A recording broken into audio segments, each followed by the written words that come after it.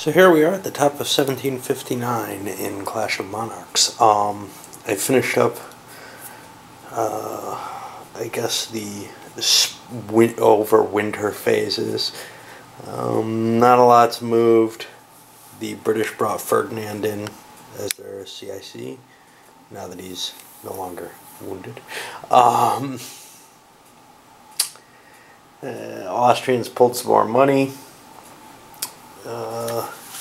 I saw no reason to change the diplomatic levels for anything. The French still want to take the attack Hanover option.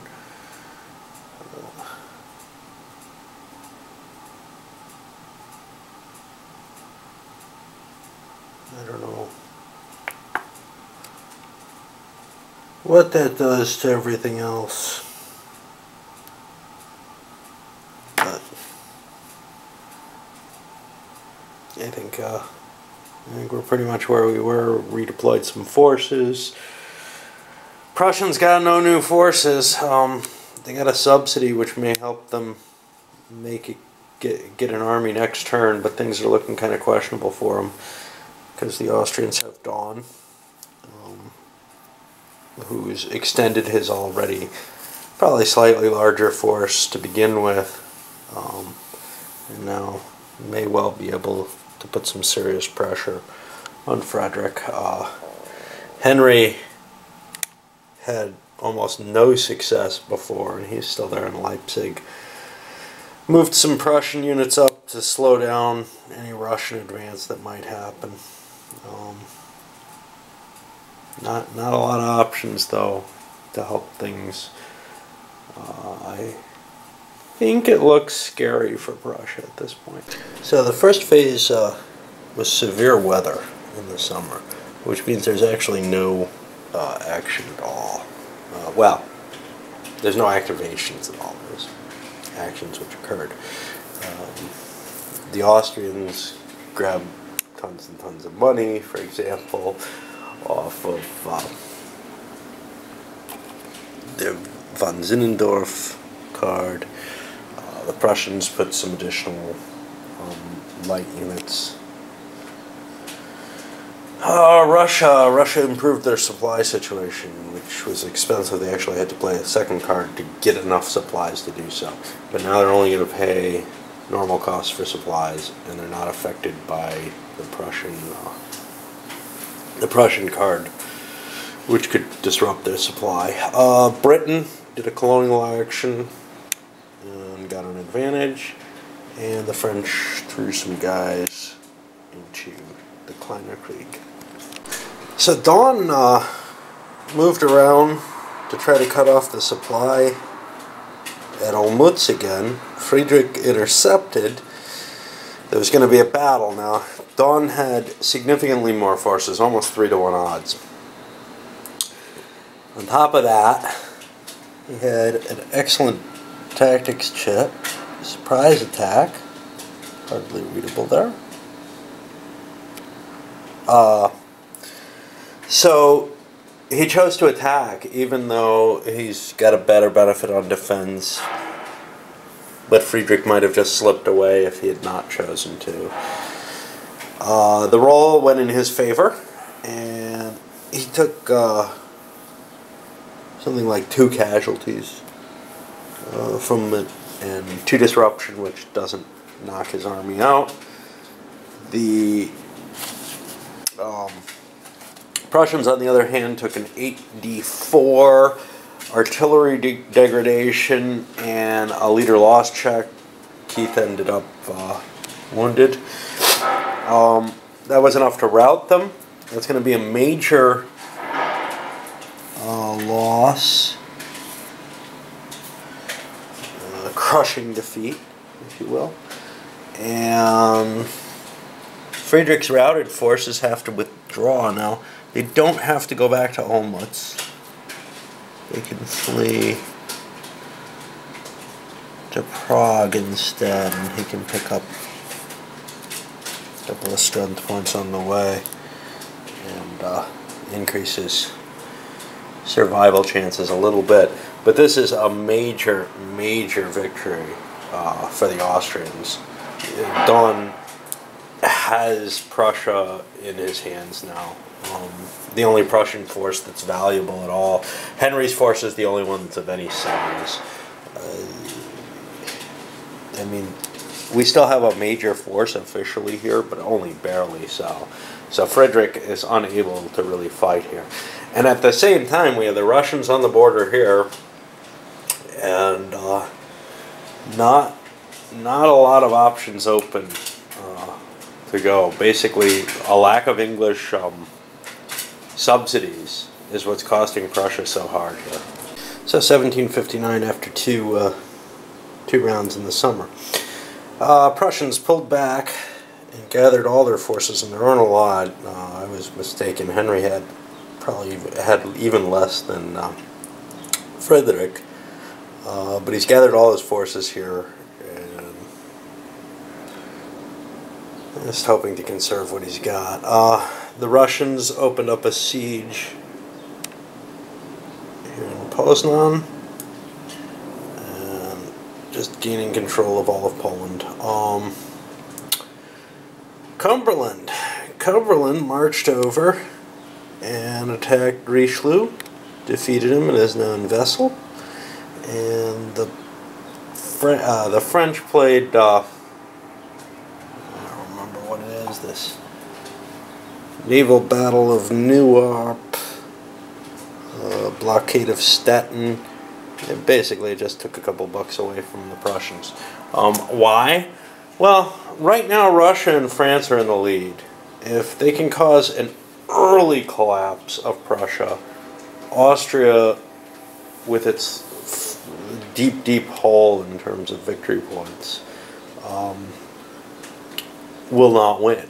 So they want to make this as fast as possible. Austria, on the other hand, needs to A, beat Prussia and gain back territories and make some victory points, and B, drag it out long enough that France and Russia don't just win.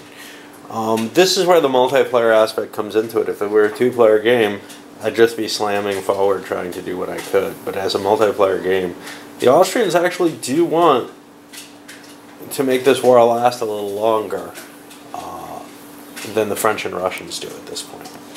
At the end of 3. So, Dawn managed to move into Olmutz and take it pretty much without any resistance at all.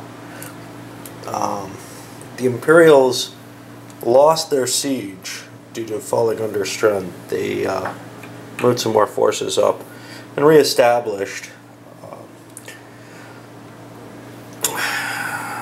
I don't know. Prussians added some artillery, the Brummer's card, to get some more guns into Frederick's army.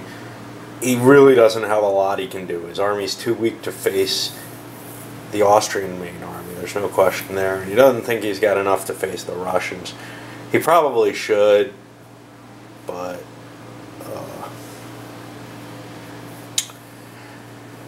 at the very least he strengthened himself a little bit beforehand. Speaking of the Russians, what did they do?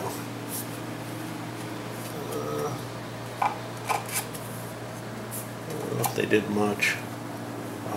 Poznan's theirs.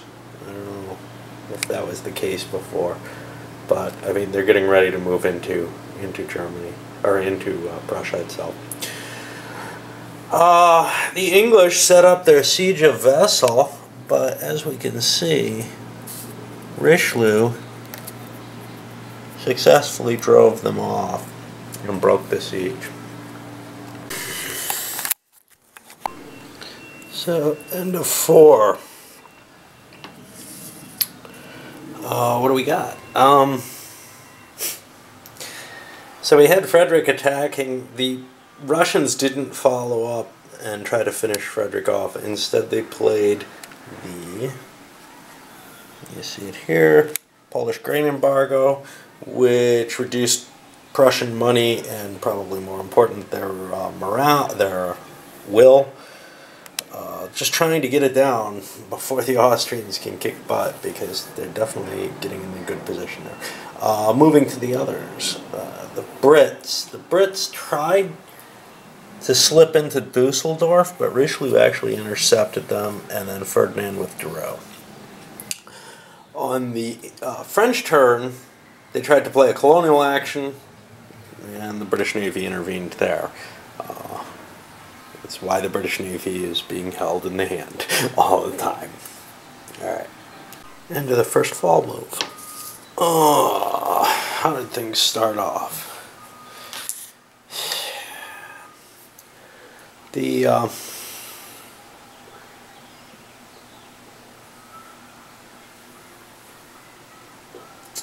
know we had an attrition thing that didn't do anything. Feels like something important happened in between, and I'm not sure. During the draw phase. Oh yeah, Louis demands victories, which is a cool event for the French. I thought it sounded really awful. It's actually really good. It makes it cheaper for them to do their actions. They'll set a lot of reshuffles. Not that that's really your problem. Okay, so looking through the actions, the Austrians got theirs canceled. They tried to move Dawn, and the Prussians canceled it. The Prussians turned around, and I don't know what the hell they did. They threw out a card.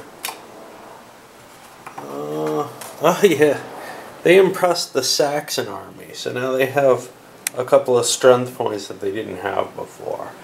One of the few ways to get any advantage out of prisoners. Well, any additional troops. It's only through card play. Russia? It's hard to tell because the Russians, yeah, they played, and this should not be in the reshuffle, they played a larger bear, which gives them a bigger army, much bigger army. They probably don't need it. It was kind of foolish. They could have just pursued Frederick, but, I don't know, there's kind of a wait-and-see attitude here. Then with the Brits, they played one of their big ones, Fall of Quebec, which, oh boy, does that hurt. That sent France into the red money-wise. Now that doesn't start triggering the events from that right away. It has to be during the sustenance phase, from what I can tell. But it also dropped their national will, monarch will, and they're getting kind of low, and it gave a victory point to Britain. It also opens up some cards that weren't available before. I don't remember what, but I know there are some. And finally, the French used the Louis Once victories to charge in and attack Ferdinand, and both sides suffered a 2d2. Brits got a better die roll, but otherwise it was pretty much an even fight. The French had more troops, but, well, as we can see, Richelieu failed again. Not a lot happening. Pretty sure my Danes were out of supply, so I rectified that. I think I was just missing a concept there when I was playing with them. They have to be in their own national supply, and they were somewhere down here. The Danish fleet doesn't exist, so that wouldn't have helped. I guess the biggest thing that happened is I think people just kind of reinforced themselves, was the Russians marched up and laid siege to, what, Kolberg? Kolberg. Trying to look for a place to move their fleet to so they can extend their supplies into Prussia. They have a really, really hard time with one supply unit getting anywhere. So after that, kind of interesting things happened with the British and French. The British played Continental Success because they had just defeated Richelieu and got a pile more troops off of that, including some regular British troops, which Then Richelieu attacked again and was driven off again, and he no longer has numerical superiority, so he may have trouble ever getting to a Prussian unit for that French commitment marker, which is going to cause problems not just to France, but I believe also to Austria. In fact, only to Austria. So Austria is going to start losing monarchical will if the French can't do what they say they're going to do. End of 3 rounds in the fall, and not much has changed. The Russians successfully sieged Coburg. They'll be moving their fleet into place. They're not going to probably see an effect of that, other than a bad one, because they'll be sort of in poorer supply until next year, assuming the Russians are still in the game next year. The Prussian-Austrian War has devolved into almost entirely the Kleiner Krieg. The problem is the Austrians have Dawn. They don't have enough troops to split things in half and send Leiden out to do his magic. So they have enough troops to split, obviously, that's 2, but they don't have enough to siege anything of value. And they also don't really have a supply net. If they had a supply net, they could have done things, and they just don't have the cards to deal with Dawn.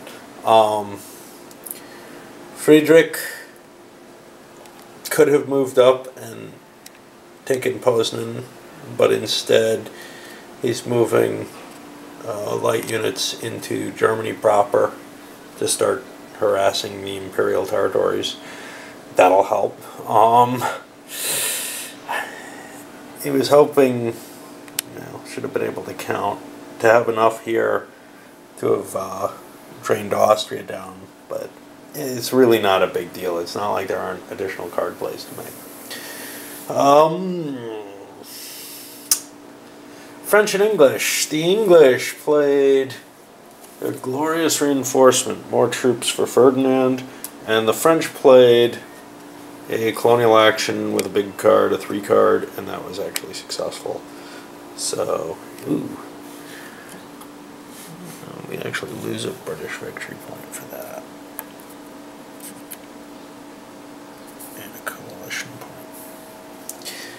Alright. So, end of the 4th round, not much more happened. Prussia went into siege Poznan. The Russians came down. Oh, I gotta have a naval battle. That I forgot about. I'll take care of that in a moment. But the Russians came down, but they had the Port Forge event played on them, so they couldn't make it the whole way. Took some losses on the way.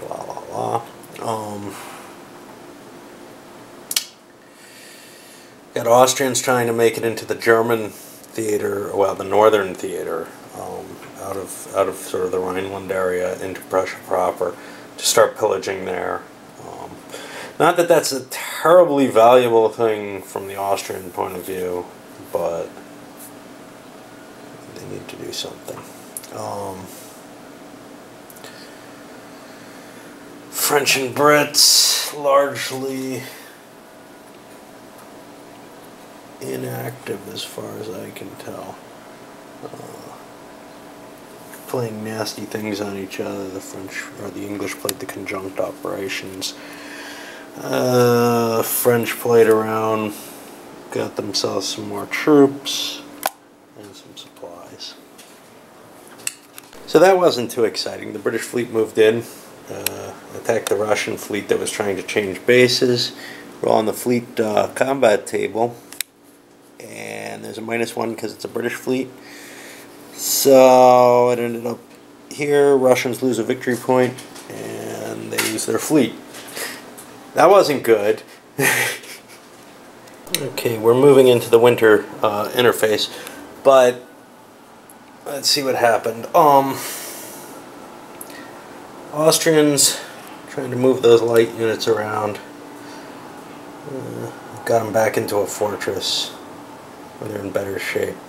Exciting stuff happened over on the Russian front. Frederick did not manage his siege of Poznan, but the Russian army is falling back with no supply, without the fleets there. They're back in supply now, but it's not a pleasant position that they're in. And it's going to take some effort to get a working Russian army out there again. Okay, so I think that's the end of 1759. Found something I was screwing up. No big shock. Königsberg and Stettin are key cities, but they're not Prussian key cities, even though Prussia starts with them. They're Russian ones, which means the Russians should have been taking monarch will losses all along, and the Prussians should not have been taking them from Königsberg. I've tried to reflect that in the chart here. Anyway, it may have had it definitely had an effect on this term with Prussia being exhausted too early, but c'est la vie. There's a lot of cases where I'm going to mess something up. And in a game like this, where there's a lot of special cases and they aren't well referenced and not perfectly easy to determine, you know, when I look in here and I maybe see a rule page that I go to, if it's not in the right place, I'm going to screw up. So, I don't think that's a terrible thing. I think that happens with a lot of games for me. It's just, it crankifies me the first time playing more than in other plays. Alright.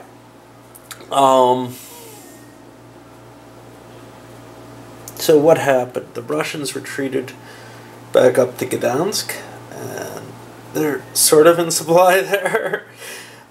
They've got to figure out some way to get forward, though. And big card played was Ludin Ascendant. Allows Ludin to take whatever forces he likes. He doesn't count against the command and control, the commander-in-chief rules, which is kind of cool. Most of the rest of it sat pretty steady. People buying supply points and the like. Alright, I'm going to wrap this one up. It's already gone 20 minutes, but that's about what it costs when I even kind of rushing for a full turn.